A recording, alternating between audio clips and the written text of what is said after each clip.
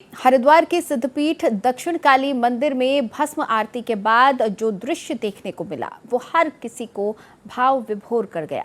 करीब 25 दिनों की कठोर साधना, हर दिन 20 से ज्यादा घंटों तक एक ही आसन पर बैठने के बाद आचार्य महामंडलेश्वर स्वामी कैलाशानंद गिरी महाराज जिस अवस्था में भस्म आरती में शामिल हुए, वो साधना, संकल्प और शिव भक्ति का अद्भुत दृश्य था। लगातार इतनी लंबी साधना के बाद स्वामी कैलाशानंद गिरी के लिए खड़ा होना भी मुश्किल हो रहा था। शरीर पीड़ा से गुजर रहा था, लेकिन इसके बावजूद उन्होंने भारी भस्म के थैले को उठाकर भस्म आरती की।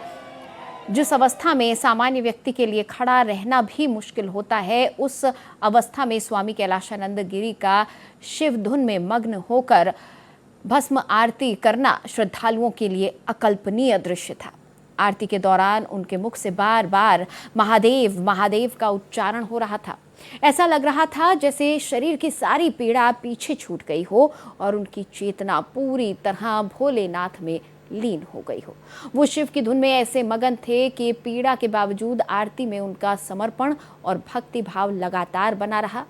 ये दृश्य देखकर वहां मौजूद श्रद्धालुओं की आंखों में आंसू आ गए और पूरा वातावरण शिवमय हो गया।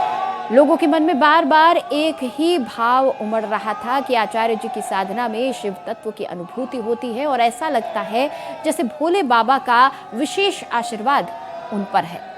किसी ने इस दृश्य को अटूट तपस्या कहा, किसी ने शिव भक्ति की पराकाष्ठा, तो किसी ने इसे महादेव के प्रति पूर्ण समर्पण का जीवंत उदाहरण माना।